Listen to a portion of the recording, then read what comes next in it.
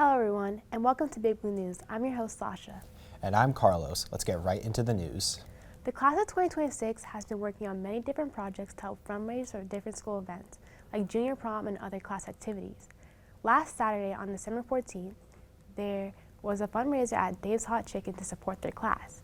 Many students from this class want to sustain and participate in advertising their fundraiser to raise as much money as they could.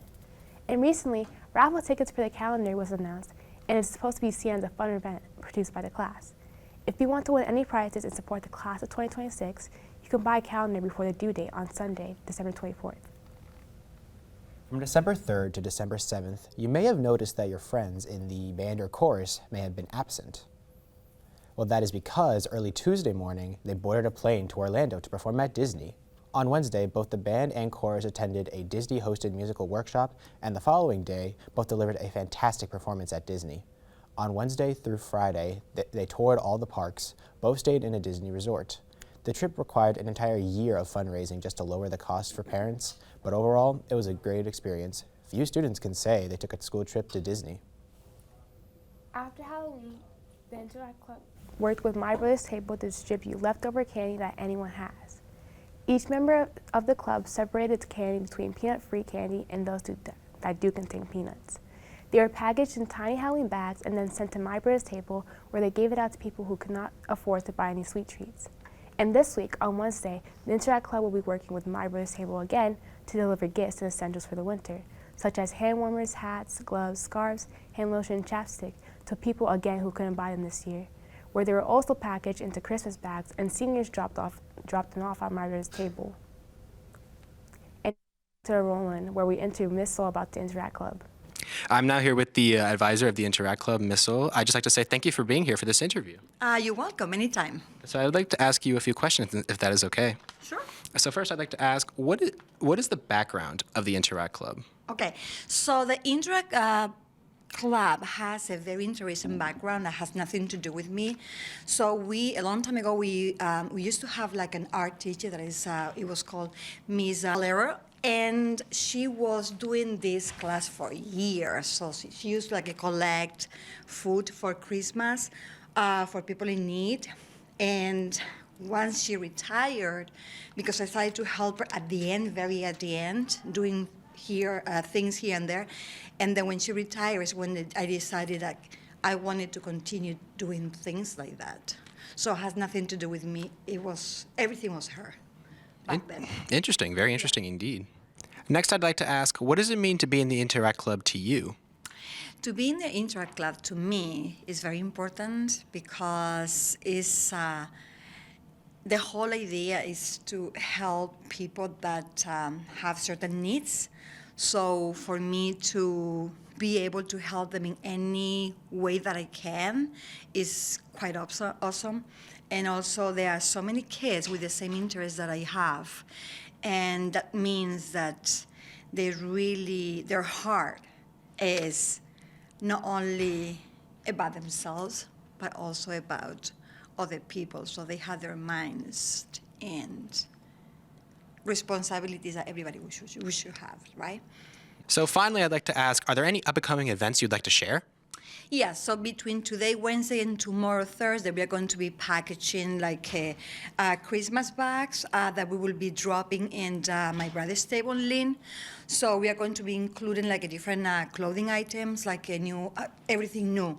Hats, gloves, scarves, like heated, how you call the hand heaters? So, Hand heaters, yeah. Yes. So today after school, the kids are coming in here. They're going to be packaging, and then tomorrow, a couple of seniors that can drive, they will take the bags and they will drop them off in there. Yes. Interesting. Again, thank you so much for being part of this interview, and then I'll send it back to the news desk. Last Thursday, the Swampscott High School esports team competed in Worcester for their final meet.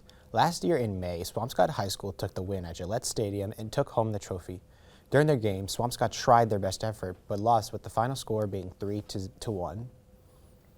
Around 10 a.m. on Tuesday, December 3rd, Trudy, a 14-year-old dog recovering from a recent back surgery, was taken from her front yard on Bates Road by a man and a woman.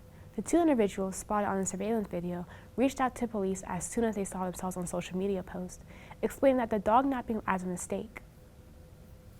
Several mysterious drone sightings have been reported across New Jersey and the eastern U.S., prompting investigations by local and federal authorities, including the FBI and Homeland Security.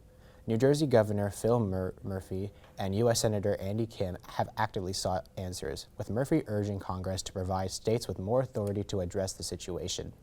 Officials have emphasized that the drones do not currently pose a threat to public safety, but citizens remain anxious, leading to calls for stricter regulations. While over 5,000 tips have been received regarding the sightings, only about 100 have been deemed credible.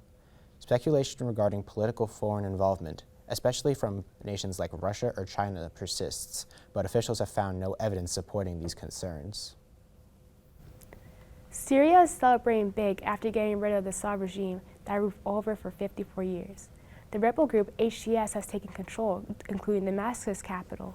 People were waving flags and cheering in the streets on December 9th, excited about what's next. HTS leader Ahmad al-Shara, who used to be known as Abu Muhammad al-Jawlani, is promising to keep things calm and look out for minorities in the country.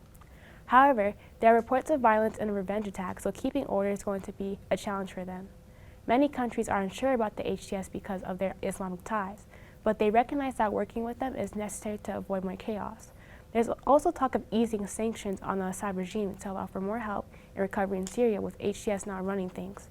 The real work begins. Syria's future will depend on bringing everyone together and ensuring everyone has a say in how the country moves forward. And now we'll cut to the sports desk with Nick. The boys basketball team held their season opener at home last Friday against the Gloucester Fishermen, where they pulled in a dominant victory 69-41. Junior Connor Chiarello and freshman Teddy O'Neill both led the way, combining for 47 points. The boys went on the road this Tuesday against the Winthrop Vikings, where they won with a score of 63-45. Chiarello and O'Neill led the way again, combining for 50 points. Swampscott looks to improve to 3-0 tomorrow at home against the Peabody Tanners at 7 p.m.